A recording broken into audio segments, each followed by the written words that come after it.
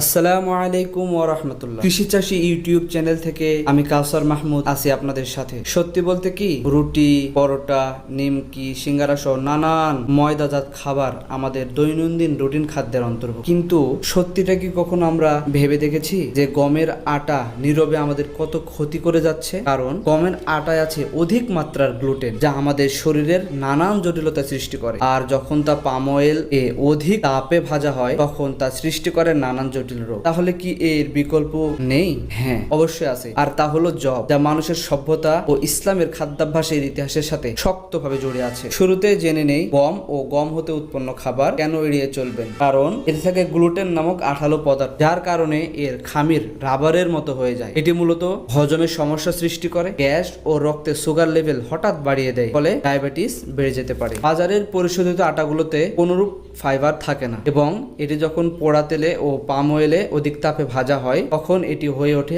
আরো মারাত্মক, যা ক্যান্সারের মতো রোগকে শরীরে জায়গা করে দেয়। আমাদের অবশ্যই এই বিষয়ে সতর্ক থাকা প্রয়োজন। এখন প্রশ্ন, তাহলে গম কি আমরা খাবোই না? উত্তর হলো না, খাওয়াই ভালো। তবে একান্ত খেতেই হলে পরিশোধিত আটা খাবেন না, বরং ঢেঁকি ছাটা আঁশযুক্ত গমের আটা সীমিত পরিমাণে খেতে পারেন। তবে যাদের সমস্যা হবে তাদের অবশ্যই এড়িয়ে যাওয়া উচিত। এখন অনেকের মনে প্রশ্ন আসতে পারে, তাহলে এর বিকল্প কি? এর বিকল্প হলো জব, যা ছিল রাসূল সাল্লাল্লাহু আলাইহি সাল্লামের খাদ্য তালিকার অন্তর্ভুক্ত। কেন আমরা গম না খেয়ে জব খাবো? কারণ এতে থাকে উচ্চ মাত্রার ফাইবার বা আঁশ, হজমে সাহায্য করে ও কোষ্ঠকাঠিন্য দূর করে। এতে থাকে বেটা গ্লুকান নামক একটি দ্রবণীয় আঁশ, যা পাকস্থলীতে তেলের মতো স্তর তৈরি করে, ফলে খাবার ধীরে ধীরে হজম হয় এবং অধিক খাবার প্রবণতা থেকে আমরা বেঁচে থাকতে পারি। তা আমাদের ওজন নিয়ন্ত্রণ ও রক্তে শর্করা ও সুগারের মাত্রা নিয়ন্ত্রণে বিশেষ ভূমিকা রাখে, ফলে ডায়াবেটিস থাকে নিয়ন্ত্রিত। এটি অন্ত্রের জন্য যে ব্যাকটেরিয়াগুলো উপকারী, সেই ব্যাকটেরিয়াগুলোকে পুষ্টি যোগায়, ফলে উচ্চমানের হজম ক্ষমতা আমাদেরকে উপহার দেয় সুস্থ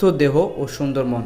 আমাদের এই অতীব প্রয়োজনীয় খাদ্যাভ্যাস সম্পর্কে এখনই সতর্ক হওয়া প্রয়োজন। আসুন আমরা সবাই সঠিক খাদ্য নির্বাচন করি এবং সুস্থ থাকি, এবং বলি আমরা প্রকৃতির সাথে থাকি, সুস্থভাবে বাঁচি। আজকের এই ভিডিওতে যদি আপনাদের সামান্য পরিমাণেও কোনো উপকার হয়ে থাকে তাহলে অবশ্যই আমার এই চ্যানেলটি সাবস্ক্রাইব করবেন, শেয়ার, লাইক, কমেন্ট করে আপনাদের মতামত জানাবেন। আসসালামু আলাইকুম ওয়া রাহমাতুল্লাহ।